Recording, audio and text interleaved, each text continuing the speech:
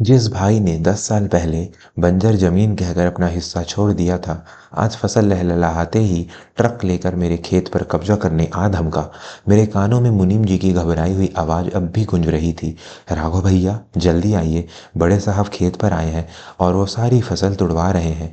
मैं अपनी मोटरसाइकिल को आधी अधूरी रफ्तार में दौड़ाते हुए जब अपने आम बगीचे के गेट पर पहुंचा, तो वहां का नजारा देखकर मेरे पैरों तले जमीन खिसक गई।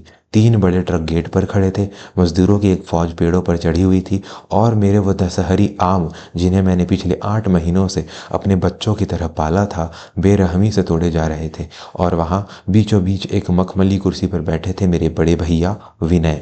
हाथ में सिगरेट, चेहरे पर वही पुराना अहंकार और आंख में एक ऐसी चमक जो सिर्फ लालच की होती है।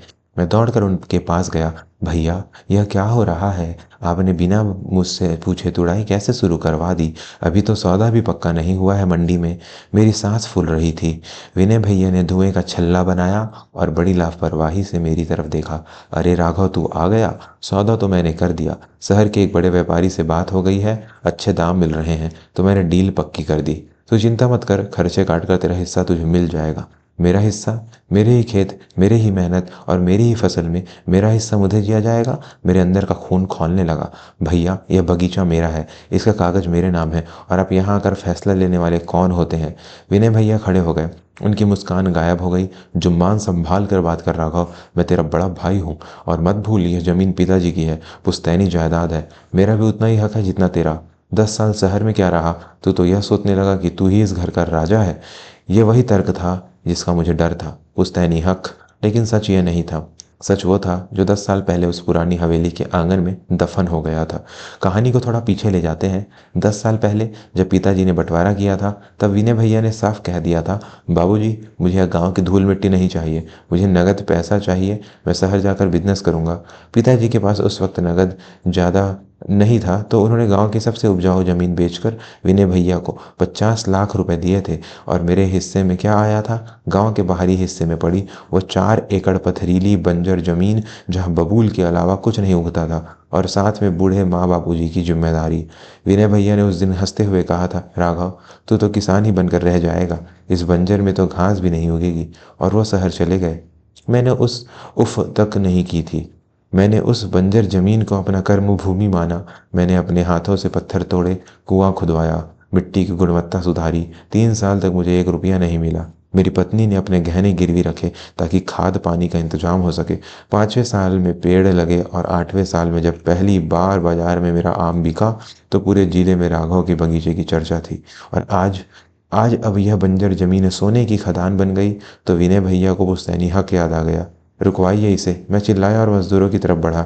नीचे उतरो सब, खबरदार, अगर किसी ने एक भी आम और तोड़ा तो। मजदूर सहम गए। वो मुझे जानते थे, मेरी इज्जत करते थे। सब पेड़ से नीचे उतर आए। विनय भैया का चेहरा गुस्से से लाल हो गया। वो मेरी तरफ लपके। तेरी इतनी हिम्मत, तू मुझे मेरे ऑर्डर रोकेगा? देख रहा हो, शराफत से मान जा। व्यापारी को जाने जुबान दे दी है, 5 लाख एडवांस भी ले लिया है। अब अगर यह ट्रक खाली लौटे तो मेरे नाक कट जाएगी। आपकी नाक का मुझे नहीं पता भैया, मैंने सख्त आवाज में कहा, लेकिन मेरी मेहनत की कमाई को मैं आपके जुए की लत या बिजनेस के घाटे भरने के लिए नहीं लुटाऊंगा। भैया चौंक गए। उन्हें लगा था कि मुझे उनकी असलियत नहीं पता। शहर से खबरें आती थी कि उनका बिजनेस डूब चुका है और वो कर्ज में डूबे हैं, इसलिए वो अचानक परिवार की याद लेकर लौटे थे। तो तू अब अपने भाई का दुश्मन बनेगा? विनय भैया ने पैंतरा बदला, आवाज में दुख का नाटक घोलते हुए। माँ होती तो यह दिन न देखना पड़ता। छोटा भाई आज मुझे आंख दिखा रहा है। अरे, मैंने तो सोचा था कि हम मिल बांट कर रहेंगे। मैं शहर से वापस आ जाना चाहता हूँ। क्या तू अपने भाई को सहारा नहीं देगा? उनका यह इमोशनल वार गहरा था। हम भारतीय परिवारों में यही होता है, त्याग की उम्मीद हमेशा समझदार बच्चे से की जाती है। दोस्तों, इससे पहले कि हम आगे बढ़ें और देखें कि राघव इस धर्म संकट में क्या करता है, मुझे कमेंट में बताइए, क्या आपके परिवार में भी कोई ऐसा रिश्तेदार है जो सिर्फ मतलब के वक्त आता है और हक जताने लगता है? अगर हाँ, तो अपने शहर का नाम और हाँ लिखकर कमेंट करें। मुझे जानना है कि यह कहानी कितने लोगों के दिल तक पहुंच रही है। वापस बगीचे में चलते हैं। भैया की बातों ने मुझे एक पल के लिए कमज़ोर कर दिया। बचपन याद आ गया। लेकिन तभी मेरी नज़र अपनी पत्नी सुधा पर पड़ी, जो दूर खड़ी सब देख रही थी। उसके गले में आज भी मंगलसूत्र के अलावा कोई गहना नहीं था, क्योंकि उसके सारे गहने इस बाग की सिंचाई के लिए बिक गए थे। अगर आज मैं पिघल गया तो मैं भाई का तो हो जाऊंगा, लेकिन अपनी पत्नी और बच्चों का गुनहगार बन जाऊंगा। मैंने गहरी सांस ली। भैया, आप घर आइए, खाना खाइए, आप मेरे मेहमान हैं, आपका स्वागत है। लेकिन इस बाग से एक भी आम नहीं जाएगा और वो 5 लाख रुपए जो आपने लिए हैं वो आप ही वापस करेंगे। तो ऐसे नहीं मानेगा। विनय भैया ने फ़ोन निकाला। मैं भी सरपंच जी को बुलाता हूँ, पंचायत बैठेगी, अब फैसला गांव के सामने होगा। यह जमीन पिताजी के नाम थी और कानूनन इसमें मेरा आधा हिस्सा है। तूने उस पर खेती की वो तेरी मर्जी थी, लेकिन जमीन की कीमत में मेरा आधा हक है। 1 घंटे के भीतर बाग में ही खाट बिछ गई। सरपंच जी आए, गांव के कुछ बुजुर्ग आए। विनय भैया ने अपनी दुख भरी कहानी सुनानी शुरू कर दी। कैसे वो शहर में बर्बाद हो गए, कैसे अब उन्हें छोटे भाई के सहारे की जरूरत है, और कैसे मैं लालची बनकर सब हड़प कर बैठा हूँ। सरपंच जी ने मेरी तरफ देखा। राघव, विनय सही कह रहा है। अगर जमीन का कागज बदला नहीं गया है तो हिंदू उत्तराधिकार कानून के हिसाब से दोनों बेटों का हक बनता है। तूने मेहनत की, हम मानते हैं, लेकिन जमीन तो पिता की है ना। विनय भैया की आंखों में जीत की चमक थी।